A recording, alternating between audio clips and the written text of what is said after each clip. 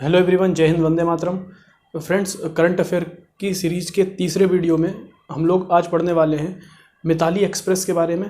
इसके अलावा दूसरा हम पढ़ेंगे क्वाड समिट के बारे में और तीसरा हम पढ़ेंगे रोला गारो यानी फ्रेंच ओपन के बारे में। ठीक है, तीनों चीज़ें हम डिटेल में कवर करेंगे और अगर इसमें कोई जीएस का टॉपिक बीच में आता है तो हम उसको भी कवर करने की कोशिश करेंगे। चलिए शुरू करते हैं इस वीडियो को। और आज की जो पहली न्यूज़ है वो ये है कि भारत बांग्लादेश के बीच में मिताली एक्सप्रेस शुरू हुई है। तो ये सवाल एग्ज़ाम के लिए बहुत ज़्यादा इम्पोर्टेंट है और ये उत्तराखंड पीसीएस में पूछा भी जा चुका है इसी साल मिताली एक्सप्रेस के बारे में। तो आपको सबसे पहली बात क्या ध्यान रखनी है मिताली एक्सप्रेस के बारे में कि मिताली एक्सप्रेस भारत और बांग्लादेश के बीच चल रही है। भारत और बांग्लादेश के बीच, और भारत और बांग्लादेश के बीच चलने वाली ये तीसरी पैसेंजर ट्रेन है। ध्यान रखिएगा, ये पैसेंजर ट्रेन है, यात्री ट्रेन है। इसमें यात्री जाते हैं। देखिए, पैसेंजर ट्रेन होती है, एक मालगाड़ी होती है, ठीक है, जिसमें कोयला इत्यादि या किसी भी तरह का सामान पहुंचाया जाता है, उसको हम मालगाड़ी कहते हैं। और जिसमें यात्री सफ़र करते हैं उसको यात्री ट्रेन कहा जाता है, पैसेंजर ट्रेन कहा जाता है। तो ध्यान रखना है आपको कि भारत बांग्लादेश के बीच ये तीसरी यात्री ट्रेन है। और अगली बात जो आपको याद रखनी है कि भारत और बांग्लादेश के बीच तो ये चल रही है, लेकिन भारत में ये कहाँ से शुरू होती है और बांग्लादेश में कहाँ तक जाती है, इसको भी याद रखना है। तो भारत में ये जलपाईगुड़ी से चलती है। भारत में जलपाईगुड़ी से चलती है और बांग्लादेश की राजधानी ढाका तक जाती है। तो अगर आपसे पूछा जाए कि मिताली एक्सप्रेस किन दो शहरों के बीच चल रही है, तो आप कहेंगे भारत के जलपाईगुड़ी से और बांग्लादेश के ढाका तक। और जलपाईगुड़ी भारत के पश्चिम बंगाल राज्य में स्थित है। कौन से राज्य में है ये? पश्चिम बंगाल में। ठीक, ये भी आपको याद रखना है कि जलपाईगुड़ी पश्चिम बंगाल में स्थित है और मिताली एक्सप्रेस जलपाईगुड़ी से ढाका तक जाती है। और ये भारत बांग्लादेश के बीच चलने वाली तीसरी एक्सप्रेस है, तीसरी ट्रेन है। ठीक है, इसका मतलब ये हुआ कि मिताली एक्सप्रेस से पहले दो ट्रेनें और चल चुकी हैं भारत और बांग्लादेश के बीच में। तो देखिए, भारत और बांग्लादेश के बीच चलने वाली जो पहली एक्सप्रेस थी उसका नाम था मैत्री। ये भी भारत और बांग्लादेश के बीच में चल रही थी। इसका नाम क्या था? मैत्री एक्सप्रेस। ये भी आपको नाम ध्यान रखना पड़ेगा। अगर आपसे पूछेगा कि मैत्री एक्सप्रेस किसके बीच चल रही है, किन दो देशों के बीच चल रही है, तो भारत और बांग्लादेश के बीच में। और दूसरी बात ये आपसे यहाँ पूछा जा सकता है, बताइए किन दो स्थानों को जोड़ती है, तो आप कहेंगे कोलकाता से ढाका। यानी भारत में के बांग्लादेश के कोलकाता से चलती है और कोलकाता से कहाँ तक जाती है? ढाका तक। कोलकाता से ढाका तक मैत्री। इसी मैत्री से आपको एक चीज़ और याद रखनी है कि भारत और बांग्लादेश के बीच एक पुल का निर्माण किया गया है। इस पुल को मैत्री सेतु कहा जाता है, मैत्री सेतु। और ये भारत के त्रिपुरा राज्य को बांग्लादेश से जोड़ता है। तो ये मैत्री सेतु कहाँ बना हुआ है? आप कहेंगे त्रिपुरा में बना हुआ है और बांग्लादेश और भारत को जोड़ता है। तो भारत का कौन सा राज्य? त्रिपुरा। ठीक है, और अगली बात याद रखनी है कि एक तो ये त्रिपुरा और बांग्लादेश को जोड़ता है, त्रिपुरा आप याद रखें इसको। और ये किस नदी पर बना है ये याद रखना, ये फेनी नदी पर बना हुआ है। कौन सी नदी पर? फेनी नदी। ठीक, ये इन्फॉर्मेशन भी आपको याद रखनी है। जो जो इन्फॉर्मेशन साथ साथ आती चली जाएगी हम एक साथ नोट करते चले जाएंगे, ताकि फिर अलग अलग हमको उन चीज़ों को ना पढ़ना पड़े। ठीक है, तो मैत्री एक्सप्रेस कोलकाता से ढाका के बीच में चलती है। मैत्री सेतु भी हमने देख लिया, त्रिपुरा बांग्लादेश के बीच में है। और कौन सी नदी पर है? फेनी नदी पर। दूसरी जो ट्रेन है, दूसरी जो एक्सप्रेस है भारत बांग्लादेश के बीच चलने वाली, उसका नाम था बंधन एक्सप्रेस। उसका नाम क्या था? बंधन एक्सप्रेस। ये भी एक यात्री ट्रेन है और ये शुरू हुई है कोलकाता से और खुलना तक। यानी भारत में पश्चिम बंगाल के कोलकाता से चलती है और बांग्लादेश में किस जगह तक जाती है? खुलना तक जाती है। ठीक, बांग्लादेश के खुलना तक। अब एक बार और आप रिवाइज कर लीजिए आराम से। भारत और बांग्लादेश के बीच कितनी यात्री ट्रेनें चल रही हैं? टोटल 3। पहली मैत्री एक्सप्रेस जो कोलकाता से ढाका तक जाती है, दूसरी बंधन एक्सप्रेस जो कोलकाता से खुलना तक जाती है, और तीसरी मिताली एक्सप्रेस। और यही रिसेंट चली है अभी, यही इंपॉर्टेंट है आपके एग्जाम के लिए। मिताली एक्सप्रेस जलपाईगुड़ी से ढाका तक जाती है। जलपाईगुड़ी कहाँ है? पश्चिम बंगाल में। कोलकाता पश्चिम बंगाल की राजधानी, कोलकाता पश्चिम बंगाल की राजधानी। ढाका बांग्लादेश की राजधानी। और खुलना ये बांग्लादेश में पड़ता है, एक स्थान है। आपको मैंने जब पॉलिटी पढ़ाई होगी तो मैंने वहाँ आपको बताया था एक जगह जैसूर खुलना नाम से। डॉक्टर अम्बेडकर आज़ादी के पहले, जब भारत पाकिस्तान का विभाजन नहीं हुआ था, तो संविधान सभा में जयसूर खुलना सीट से ही चुनकर आए थे, लेकिन फिर वो हिस्सा पाकिस्तान में चला गया। फिर डॉक्टर अंबेडकर को बम्बई से इलेक्शन लड़ना पड़ा और वो संविधान सभा में बम्बई से गए थे। तो अगर आपसे पूछा जाए कि डॉक्टर अंबेडकर संविधान सभा में कहाँ से चुनकर गए हैं फाइनली, अंतिम रूप से, तो आप क्या कहेंगे? वो बम्बई से गए हैं। जबकि स्टार्टिंग में कहाँ से गए थे? मुस्लिम लीग के समर्थन से खुलना नामक स्थान से, जयसूर खुलना से। ठीक है, चलिए। तो मैत्री बंधन और मिताली एक्सप्रेस, ये बात आपको याद रखनी है। अब बांग्लादेश की जब बात आई है तो थोड़ा हम जीएस का पार्ट इसमें देख लेते हैं। बांग्लादेश क्यों और इम्पोर्टेंट है ज़्यादा? इसलिए है क्योंकि भारत और बांग्लादेश की सीमा आपस में लगती है, और भारत और बांग्लादेश की सीमा भारत के पड़ोसी देशों में अगर हम देखें तो सबसे लंबी मानी जाती है और सबसे लंबी है। जैसे आपसे कहें कि कितने देश भारत से स्थलीय सीमा लगाते हैं, तो आप कहेंगे भारत से स्थलीय सीमा लगाने वाले देशों की संख्या कितनी है? देखिए, केवल स्थलीय सीमा की बात करनी है, हम समुद्री सीमा की बात नहीं करेंगे। तो आपको ध्यान रखना है, भारत से स्थलीय सीमा लगाने वाले देशों की संख्या है 7। कितनी है? 7। तो देखिए कौन कौन से। भारत से स्थलीय सीमा चीन लगाता है, नेपाल लगाता है, भूटान लगाता है, म्यांमार लगाता है, बांग्लादेश, यहाँ पे है बांग्लादेश लगाता है, इसके अलावा पाकिस्तान और ऊपर अफगानिस्तान। ठीक, भारत से स्थलीय सीमा लगाने वाले ये 7 देश हैं। 1 2 3 4 5 6 7, ये 7 देश हैं। अब इनमें आपसे सवाल पूछेगा, बताइए भारत से सबसे लंबी स्थलीय सीमा कौन लगाता है? तब आपका आंसर क्या होगा? तब आपका आंसर होगा बांग्लादेश। ये सबसे लंबी सीमा लगाता है, यानी बांग्लादेश भारत से 4096.6 किलोमीटर लंबी सीमा लगाता है। ठीक, दूसरे नंबर पे सबसे लंबी सीमा लगाने वाला देश है चीन, और ये लगभग भारत से 3468 किलोमीटर लंबी सीमा लगाता है। यानी नंबर 1 पर बांग्लादेश, नंबर 2 पर सबसे लंबी सीमा लगाने वाला चीन, नंबर 3 पे सबसे लंबी सीमा लगाता है पाकिस्तान। ये 3 नंबर पे आता है भारत से सबसे लंबी सीमा लगाने में, और ये लगाता है 23 किलोमीटर लंबी सीमा। हालांकि ये याद रखना, ये इतना डेटा याद रखना कोई ज़रूरी नहीं है, आप बस याद रखें क्रम क्या है इनका। तो मैं वही क्रम लिख दे रहा हूँ, 1 2 3। इसके बाद चौथे नंबर पे सबसे लंबी सीमा लगाता है नेपाल, जो कि 1751 किलोमीटर लंबी सीमा लगाता है। ठीक है, इसके बाद 5वें नंबर पे सबसे लंबी सीमा लगाता है म्यांमार, जो कि 1643 किलोमीटर लंबी सीमा लगाता है। इसके बाद भूटान 6ठे नंबर पे सबसे लंबी सीमा लगाता है, और ये 699 किलोमीटर लंबी सीमा लगाता है। इसके बाद हमारा बचता है अफगानिस्तान। ये 7वें नंबर पे सबसे लंबी सीमा लगाता है, और ये 106 किलोमीटर लंबी सीमा लगाता है। तो आपसे अब कहा जाए कि बताइए क्रम बताइए भारत से सीमा लगाने का, तो सबसे लंबी सीमा आप कहेंगे बांग्लादेश, दूसरे नंबर पर चीन, तीसरे नंबर पर पाकिस्तान, चौथे नंबर पर नेपाल, 5वें नंबर पर म्यांमार, 6ठे नंबर पर भूटान, और 7वें नंबर पर अफगानिस्तान।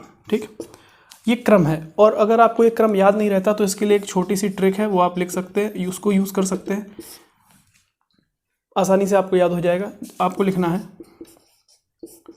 बचपन में भूल आया। ये एक ट्रिक है क्रम याद रखने की। तो देखिए, ब से बांग्लादेश सबसे लंबी सीमा, दूसरे नंबर पे सबसे लंबी सीमा चीन, प से पाकिस्तान, न से नेपाल। तो ये क्रम बचपन, ये 4 देश तो आपको मिल गए। उसके बाद मैं से म्यांमार, भूल से भूटान, और आया से अफगानिस्तान। ठीक है, ये वाला पहला ले लेंगे इसका, अफगानिस्तान। ठीक, तो इसका क्रम है। तो बांग्लादेश से रिलेटेड हमने यहाँ ये भी देख लिया। इसके अलावा कुछ एक आध बात और देख लेते हैं हम बांग्लादेश में। जैसे भारत में एक नदी बहती है गंगा, इस गंगा नदी को बांग्लादेश में कहा जाता है पद्मा। याद रखना है आपको, बांग्लादेश में गंगा नदी को क्या कहते हैं? पद्मा। दूसरा, भारत में एक नदी बहती है ब्रह्मपुत्र, नदी का नाम है ब्रह्मपुत्र, और इस ब्रह्मपुत्र को बांग्लादेश में कहा जाता है जमुना। ठीक है, ये दोनों बातें आपको याद रखनी है। जब बांग्लादेश के अंदर गंगा जाती है तो पद्मा कहलाती है, जब ब्रह्मपुत्रा जाती है तो जमुना कहलाती है। तो देखिए कैसे जाती है, मैं यहाँ से बना देता हूँ। यहाँ से गंगा नदी निकली उत्तराखंड से और ये 5 राज्यों से होती हुई बांग्लादेश में चली गई, ठीक है। यहाँ से ब्रह्मपुत्र नदी आ रही है तिब्बत से होते हुए, इसको हम डिटेल में बाद में पढ़ेंगे जब कोई भी चैप्टर्स को पढ़ेंगे, और क्लासेस में मैंने पढ़ा भी रखा है। और फिर ये आती है बांग्लादेश में, इधर चली जाती है। तो देखिए आपस में मिल गई। अभी तक तो ये गंगा है यहाँ तक, जैसे ही बांग्लादेश में पहुँची गंगा नदी क्या बन जाएगी, पद्मा। अभी ये ब्रह्मपुत्र है, लेकिन ब्रह्मपुत्र जैसे ही बांग्लादेश में पहुँची क्या बन जाएगी, जमुना। तो ये तो बन गई पद्मा यानी पी और जमुना यानी जे। जब ये दोनों आपस में मिल जाती हैं तब ये किस नाम से जानी जाती हैं, तो आपको ध्यान रखना है, तब इसको जाना जाता है मेघना के नाम से। यानी पद्मा और जमुना की संयुक्त धारा को क्या कहते हैं, आप कहेंगे मेघना, ठीक है। इतनी बातें आपको याद रखनी है। ये हमारा थोड़ा जीएस का पार्ट, ज्योग्राफी का, वो भी कवर हो गया। और हमने देख लिया कि किन देशों से भारत सीमा लगाता है, और गंगा को बांग्लादेश में पद्मा के नाम से और ब्रह्मपुत्र को जमुना के नाम से जाना जाता है। चलिए अब हम अगला पॉइंट अपना देखते हैं आज। और दूसरी क्या इंपॉर्टेंट न्यूज़ है, इसको मैं मिटा दे रहा हूँ, आप लोग चाहें तो इसका स्क्रीनशॉट ले सकते हो। देखिए अगला है आज का जो करंट अफेयर में हमारा पॉइंट है, वो है क्वाड समिट। ध्यान रखिएगा, यहाँ समिट का मतलब होता है शिखर सम्मेलन, ठीक। शिखर सम्मेलन, समिट का मतलब क्या होता है, पहले तो ये आप देखिए ध्यान से, क्योंकि आपको एक कई जगह लिखा हुआ मिलता होगा, आप ऐसे ही याद कर लेते होगे कि क्या होता है। आप याद कर लिया क्वाड समिट या कोई सी भी समिट, तो शिखर सम्मेलन क्या कहते हैं, शिखर सम्मेलन। देखिए एक सम्मेलन होता है, एक शिखर सम्मेलन होता है। सम्मेलन में जब किन्हीं भी देशों के बीच एक सम्मेलन हो रहा है, अगर कोई राष्ट्र उस सम्मेलन में अपने किसी भी प्रतिनिधि को भेज दे रहा है, जैसे कोई मंत्री भेज दिया जा रहा है या फिर एनएसए को भेज दिया जा रहा है, यानी अपने अधिकारियों को भेज देना, तो उसे तो हम सम्मेलन कह देते हैं। लेकिन जिन मीटिंग्स में, जिन सम्मेलनों में राष्ट्राध्यक्ष भाग लेते हैं, यानी उस देश का जो सबसे पावरफुल व्यक्ति है वो भाग लेता है। जैसे भारत में सबसे ऊंचा पद तो राष्ट्रपति का है, लेकिन सबसे पावरफुल पद किसका है, प्रधानमंत्री का। तो अगर राष्ट्राध्यक्षों में, कहने का मतलब जो सबसे पावरफुल लीडर अगर हिस्सा ले रहा है, तो ऐसे सम्मेलनों को हम क्या कहते हैं, शिखर सम्मेलन। शिखर मतलब टॉप, पीक, यानी टॉप का व्यक्ति, सबसे पावरफुल व्यक्ति। तो भारत में सबसे पावरफुल कौन है, प्रधानमंत्री। अमेरिका में सबसे पावरफुल राष्ट्रपति। जापान में सबसे पावरफुल कौन है, प्रधानमंत्री। ऑस्ट्रेलिया में सबसे पावरफुल कौन है, प्रधानमंत्री, ठीक है। वहाँ भी प्रधानमंत्री सबसे पावरफुल होता है ऑस्ट्रेलिया में। तो शिखर सम्मेलन का मतलब आप समझ गए होंगे, जब टॉप लीडर्स हिस्सा लेते हैं, ताकतवर, सबसे स्ट्रॉन्ग लीडर वहाँ का, जैसे भारत में पीएम, आपके समझ में आ गया होगा। उस सम्मेलन को हम शिखर सम्मेलन कहते हैं। उसमें प्रधानमंत्री अपनी तरफ से किसी अन्य मंत्री या अधिकारी को नहीं भेजता, ये आपको ध्यान रखना है। इसीलिए इसका नाम क्या है, समिट। समिट माने क्या, शिखर सम्मेलन, ठीक है। तो क्वाड समिट हम कौन सी बात कर रहे हैं, 2022 की, ठीक। तो ध्यान रखना है आपको, सबसे पहला पॉइंट जो याद रखना है कि क्वाड समिट 2022 हुई कहाँ आयोजित हुई। तो आपको ध्यान रखना है ये टोक्यो में आयोजित हुई है। कहाँ आयोजित हुई, टोक्यो में। और टोक्यो कहाँ की राजधानी है, जापान की। तो 2022 की क्वाड समिट कहाँ आयोजित हुई, तो जापान के टोक्यो में आयोजित हुई। और प्रधानमंत्री नरेंद्र मोदी ने भी इसमें हिस्सा लिया, वो भी टोक्यो गए हिस्सा लेने के लिए।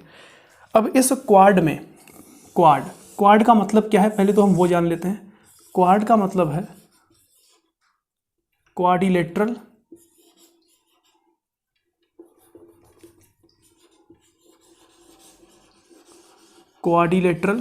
क्वाड्रिलेटरल का मतलब होता है चार, चार, चतुर्भुज, ठीक। जो चार लोगों से मिलकर बना हो उसे चतुर्भुज कहते हैं, उसे क्वाड्रिलेटरल कहते हैं। तो पॉइंट कितने, 1 2 3 4 पॉइंट होने चाहिए, क्वाड्रिलेटरल हो गया, ठीक। 4 भुजाएं हो गई इसकी। उसी तरह से क्वाड्रिलेटरल में 4 देश हैं। क्वाड्रिलेटरल समिट यानी क्वाड्रिलेटरल, क्वाड की फुल फॉर्म है क्वाड्रिलेटरल सिक्योरिटी डायलॉग,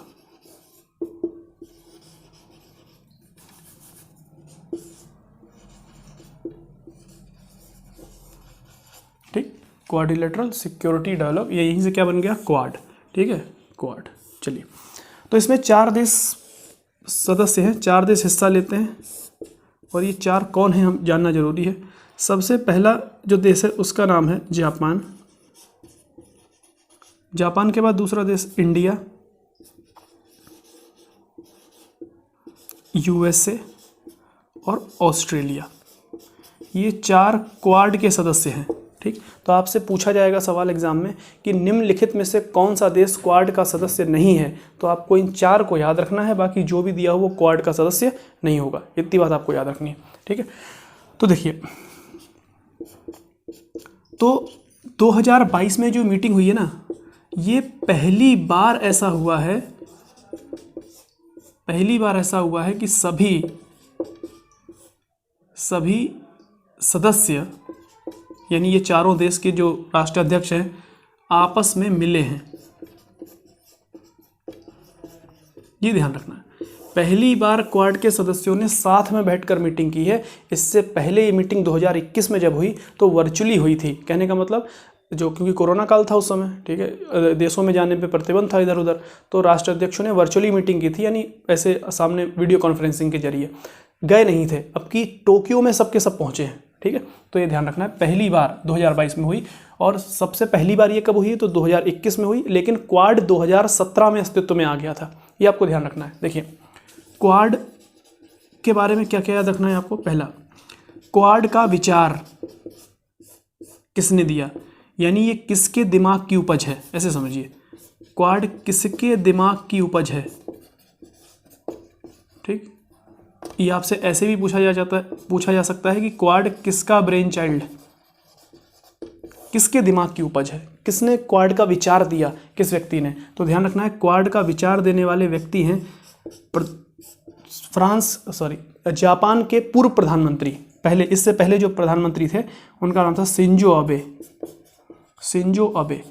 2007 में इन्होंने ये विचार दिया था क्वाड बनाने का। और आप सोचिए, क्वाड को बनने में 10 साल लग गए। 2007 में इस व्यक्ति ने विचार दिया और 2017 में क्वाड अस्तित्व में आया। तो क्वाड अस्तित्व में कब आया है? 2017 में। 2017 में क्वाड अस्तित्व में आया है, ये आपको ध्यान रखना है।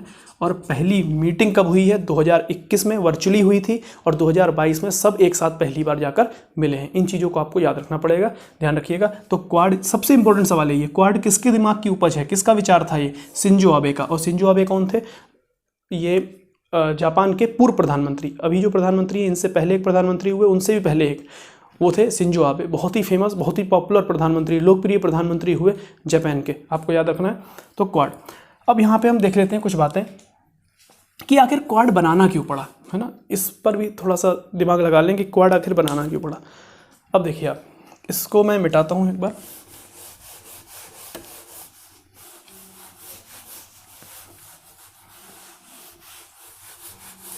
क्वाड आखिर बनाना क्यों पड़ा, क्या मकसद है क्वाड बनने का?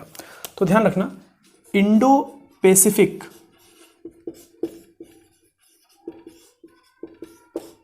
रीजन में, इंडो पैसिफिक क्षेत्र में, इंडो पैसिफिक का मतलब हुआ हिंद महासागर का क्षेत्र,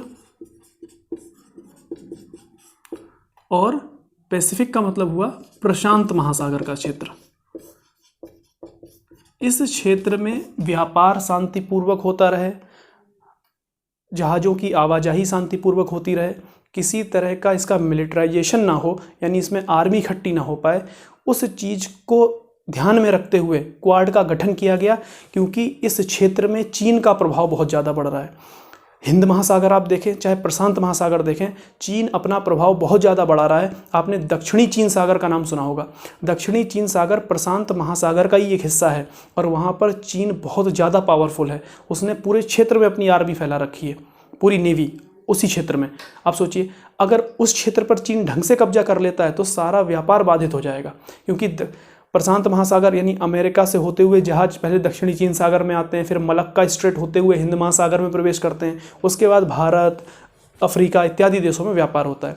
अगर वहाँ पर कोई देश अपनी नेवी की ताकत बढ़ा लेगा तो फिर वहाँ से व्यापार होना बड़ा मुश्किल हो जाएगा, जहाज़ों की आवाजाही मुश्किल हो जाएगी। इसलिए उस क्षेत्र में शांति बनी रहे, इसके लिए किसका गठन किया गया? क्वाड का। और ये चार देशों का कहना है कि वहाँ पर हमें चीन के प्रभाव को कम करना है। हालांकि ये नहीं कहते कि क्वाड हमने चीन के विरुद्ध बनाया है ना, चीन के विरोध में, क्योंकि ऐसा कहेंगे तो डिप्लोमेटिकली वो ज़्यादा अच्छा नहीं होता। क्योंकि आप इस चीन भी समझता है कि क्वाड उसके ही विरोध में बना है, लेकिन इस चीज़ को अनाउंस करना ये थोड़ा सा अलग बात हो जाएगी, फिर तो आप खुले रूप से चीन का विरोध कर रहे हो, ठीक है। तो डिप्लोमेटिकली कुछ काम किए जाते हैं जिसमें कि किसी देश का नाम नहीं लिया जाता, ये आपको याद रखना है। जैसे चाइना भी कभी कभी भारत के खिलाफ कोई काम करता है, लेकिन वो डिप्लोमेटिकली अपने स्टेटमेंट जारी कर देता है, जिससे कि भारत को तो पता है कि हमारा विरोध क्यों कर रहा है। जैसे पाकिस्तान के किसी व्यक्ति को आतंकवादी घोषित नहीं होने देता है यूएन में, तो ये सब काम वो हमारे विरोध में कर रहा है, लेकिन वो हमेशा ये कहता है कि ये व्यक्ति का आतंकवाद में हाथ नहीं है। इस तरह की बातें करके वो अपने स्टेटमेंट इधर उधर कर देता है। तो आपको भी ध्यान रखना है, क्वाड बना तो चीन के लिए ही है, लेकिन हमने अपना मकसद क्या बोला है, हिंद महासागर और प्रशांत महासागर के क्षेत्र में हमें शांति बना के रखनी है। और देखिए आप, जापान कौन से महासागर में स्थित है, प्रशांत महासागर। आप मैप अगर देखेंगे तो जापान प्रशांत महासागर में, चाइना के पूर्व में स्थित है, प्रशांत महासागर में है। ऑस्ट्रेलिया प्रशांत महासागर और हिंद महासागर दोनों के क्षेत्रों में पाया जाता है। ऑस्ट्रेलिया के पूर्व में अगर आप देखेंगे, जैसे ऑस्ट्रेलिया है,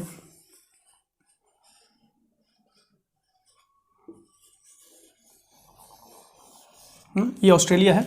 ऑस्ट्रेलिया के इस तरफ क्या है, हिंद महासागर, और इस तरफ क्या है, प्रशांत महासागर, और इधर क्या है, दक्षिणी महासागर, ठीक। तो यहाँ पर प्रशांत महासागर है, यहाँ पर हिंद महासागर, तो दोनों हिस्सों में पड़ रहा है। इसी तरह जापान जो है, जापान कहाँ है, प्रशांत महासागर में है। इंडिया हिंद महासागर में है, इसी के नाम पर ही नाम पड़ा है, हिंद महासागर, इंडो, ठीक है, इंडियन ओशियन। और जो यूएसए है, यूएसए प्रशांत महासागर और अटलांटिक महासागर से सीमा लगाता है, हिंद महासागर से नहीं, लेकिन प्रशांत महासागर में। तो आप देख रहे हैं इन चारों में से देश या तो हिंद महासागर में है, या प्रशांत महासागर में है, या दोनों में है, ठीक, दोनों का हिस्सा है, दोनों से सीमा लगाते हैं। तो इसीलिए इन चारों देशों ने ये तय किया है कि हमें इंडो पैसिफिक रीजन में शांति बनाकर रखनी है, ये आपको याद रखना है। अब हम जरा थोड़ा ये देख लेते हैं कि वर्तमान में जो ये राष्ट्राध्यक्ष हैं, किन्होंने यहाँ भाग लिया, यानी क्वाड की मीटिंग में कौन आए थे। तो देखिए, जापान के प्रधानमंत्री, जापान के पीएम, इनका नाम है फूमियो किशिदा। नाम याद रखना है आपको, नए पीएम बने हैं तो ये नाम पूछे जाते हैं। Fumio Kishida, Fumio Kishida Japan के पीएम है। इंडिया के पीएम है नरेंद्र मोदी, दूसरी बार प्रधानमंत्री बने हैं नरेंद्र मोदी। यूएस के राष्ट्रपति, क्योंकि यूएस में सबसे पावरफुल कौन होता है, राष्ट्रपति होता है, जो बाइडेन। जो बाइडेन इससे पहले उपराष्ट्रपति थे, जब ओबामा राष्ट्रपति थे तब बाइडेन कौन थे, उपराष्ट्रपति थे। और ऑस्ट्रेलिया के नए पीएम अभी बने हैं, इनका नाम भी आपको याद रखना है, ये भी एग्जाम के लिए इंपॉर्टेंट है, एंथोनी एल्बेनीज। एंथोनी अल्बेनीज, ठीक, एंथोनी अल्बेनीज। ये दो नाम आपको याद रखने हैं, फूमियो किशिदा और एंथोनी अल्बेनीज, ये दो नाम तो आपको याद ही होंगे, ठीक है। तो इन दोनों को याद रखना है। अभी अभी ये नए नए पीएम बने हैं, तो इसलिए आपको इनका नाम याद रखना पड़ेगा, ठीक। चलिए, और कमेंट में आप मुझे ये बताइए कि एंथोनी अल्बेनीज से पहले अभी ऑस्ट्रेलिया के पीएम कौन थे। कमेंट बॉक्स में जरूर बताइएगा कि कौन थे ऑस्ट्रेलिया के पीएम एंथोनी अल्बेनीज से पहले, ठीक है। चलिए, ये क्वाड हमारा हो गया। और इसके बाद जो हमारा अगला है आज का पॉइंट, वो है फ्रेंच ओपन 2022। 2022 का फ्रेंच ओपन।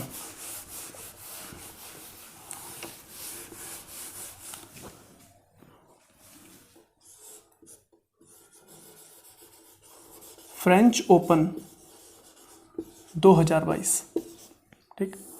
पहली बात तो आपको याद रखनी है कि फ्रेंच ओपन होता कौन से खेल के लिए, तो आपको ध्यान रखना है टेनिस के लिए। कौन सा टेनिस, लॉन टेनिस, ठीक, लॉन टेनिस। ये तो लॉन टेनिस से संबंधित है फ्रेंच ओपन। दूसरी बात, फ्रेंच ओपन 2022 जीता किसने है, तो आपको याद रखना है ये जीता है राफेल नडाल ने। किसने जीता है, राफेल नडाल ने। और राफेल नडाल स्पेन के खिलाड़ी हैं, कहाँ के, स्पेन के। और इन्होंने ये फ्रेंच ओपन 14वीं बार जीता है, 14वीं बार। अब तक सबसे ज़्यादा बार फ्रेंच ओपन जीतने वाले खिलाड़ी हैं राफेल नडाल। अब ध्यान रखिए, फ्रेंच ओपन पेरिस में होता है। कहाँ होता है, पेरिस में, फ्रांस की राजधानी पेरिस, फ्रेंच मतलब फ्रांस से है, पेरिस में होता है। और इसी फ्रेंच ओपन का एक दूसरा नाम है, इसे रोला गारो के नाम से भी जाना जाता है ना, रोला गारो। अगर कहीं आपको लिखा मिल जाए या पूछा जाए रोला गारो के नाम से किसे जाना जाता है, तो आप कहेंगे फ्रेंच ओपन। या फ्रेंच ओपन को किस दूसरे नाम से जाना जाता है, तो आप कहेंगे रोला गारो के नाम से, ठीक, रोला गारोज। तो इसकी स्पेलिंग देख लीजिए, स्पेलिंग ये है, ठीक, रोला पढ़ेंगे, लेकिन इसको रोलैंड लिखा हुआ है लेकिन आप क्या पढ़ेंगे, रोला और गारोज, है ना, रोला गारो, रोला गारो के नाम से किसे जाना जाता है, फ्रेंच ओपन को। दूसरा, आपने देखा फ्रेंच ओपन सबसे ज़्यादा कौन जीत रहा है, राफेल नडाल। और जहाँ फ्रेंच ओपन खेला जाता है ना, वहाँ पर जो ज़मीन है, जो उनका जो ग्राउंड बना हुआ है वहाँ पे खेलने के लिए, वो लाल है, ठीक, लाल बजरी की बनी हुई कहा जाता है उसको, इसीलिए लाल बजरी का मैदान है जहाँ फ्रेंच ओपन खेला जाता है, इसीलिए राफेल नडाल को लाल बजरी का बादशाह कहा जाता है। ये भी याद रखिएगा, खिलाड़ियों के कभी कभी इस तरह के नाम पूछे जाते हैं, जैसे मुल्तान का सुल्तान कौन, ढींग एक्सप्रेस के नाम से किसे जाना जाता है, रावलपिंडी एक्सप्रेस के नाम से किसे जाना जाता है, ऐसे सवाल आपने एग्जाम्स में देखे होंगे, ठीक है। तो उसी तरह आपको याद रखना है, राफेल नडाल को लाल बजरी का बादशाह कहा जाता है, लाल बजरी का बादशाह। और मैंने आपको बताया जहाँ फ्रेंच ओपन होता है वो वाला जो ग्राउंड है वो लाल बजरी का बना हुआ है, रेड, ठीक है, तो इसीलिए उसको क्या कहते हैं, लाल बजरी का बादशाह। सबसे ज़्यादा बार फ्रेंच ओपन जीता है। और अगली बात ये, सबसे ज़्यादा ग्रैंड स्लैम जीतने वाला खिलाड़ी दुनिया में राफेल नडाल ही हैं, सबसे ज़्यादा ग्रैंड स्लैम। और ये 22 बार ग्रैंड स्लैम जीत चुके हैं। कितनी बार, 22 बार, 14 ये लगा लीजिए और बाकी 6 और 2 8 और भी अलग अलग इन्होंने जीते हैं, ठीक है। तो दुनिया में ग्रैंड स्लैम होते कितने हैं, तो आपको ध्यान रखना है 4। कितने ग्रैंड स्लैम हैं, 4 ग्रैंड स्लैम होते हैं, ठीक। जैसे उनमें से एक फ्रेंच ओपन है और बाकी क्या नाम है वो मैं आपको बताता हूँ, तो आप ध्यान रखिएगा कौन से नाम है, इतना आपको समझ में आ गया होगा। फ्रेंच ओपन 2022 किसने जीता है, राफेल नडाल ने। और ये कारनामा इन्होंने कौन सी बार किया है, 14वीं बार। इन्हें लाल बजरी का बादशाह कहा जाता है, ये स्पेन के रहने वाले हैं। अगली बात, फ्रेंच ओपन लॉन टेनिस के लिए दिया जाता है, लॉन टेनिस के लिए होता है। और दूसरा, फ्रेंच ओपन को ही रोला गारों के नाम से जाना जाता है। और फ्रेंच ओपन कहाँ होता है, पेरिस में होता है। अब इसके बाद हम देखते हैं कि ग्रैंड स्लैम की जब बात आई है तो ग्रैंड स्लैम मैंने बोला कि 4 हैं, यानी 4 ओपन आप कह सकते हैं इनको। उनमें से एक ओपन कौन सा हो गया, फ्रेंच ओपन, लॉन टेनिस के लिए। और बाकी 4 क्या हैं वो देखिए। तो कितने ग्रैंड स्लैम, 4, 4 ग्रैंड स्लैम, है ना। पहला है ऑस्ट्रेलियन ओपन, ये नाम आपको याद रखने पड़ेंगे, है ना, ऑस्ट्रेलियन ओपन, ठीक। दूसरा, फ्रेंच ओपन, अभी जो हमने बात करी, रोला गारो जिसको कहते हैं। तीसरा है विंबलडन, और ये होता है लंदन में, ठीक। तो इसके नाम से पता नहीं लग पा रहा है, लेकिन ध्यान रखना है आपको, विंबलडन कहाँ होता है, लंदन में, ठीक है। और चौथा है यूएस ओपन, ये कहाँ का है, अमेरिका का, यूएस ओपन। तो ग्रैंड स्लैम लॉन टेनिस में कितने ग्रैंड स्लैम हैं, आप कहेंगे 4। कौन कौन से, Australian open, French open, Wimbledon और इसके बाद यूएस ओपन। और इन चारों को मिलाकर टोटल अब तक 22 जीत चुके हैं, कौन, राफेल नडाल। और दुनिया में सबसे ज़्यादा ग्रैंड स्लैम जीतने वाला खिलाड़ी भी कौन है, राफेल नडाल। कितनी बार, 22 बार, ठीक है। और उन 22 में से 14 बार इन्होंने क्या जीता है, फ्रेंच ओपन। अब आप समझ जाइए कि इसीलिए इनको फ्रेंच ओपन का बादशाह यानी लाल बजरी का बादशाह कहा जाता है, ठीक है। चलिए, आई होप आपको इतनी बातें समझ में आई होंगी। और बाकी जो चर्चा है हम बाद में करेंगे। और जीएस से रिलेटेड अगर कोई टॉपिक मिलता जाएगा बीच में तो हम उसको कवर करते चले जाएंगे, जैसे कि हमने पहले वाले टॉपिक में देखा था, ठीक है। Thank you very much.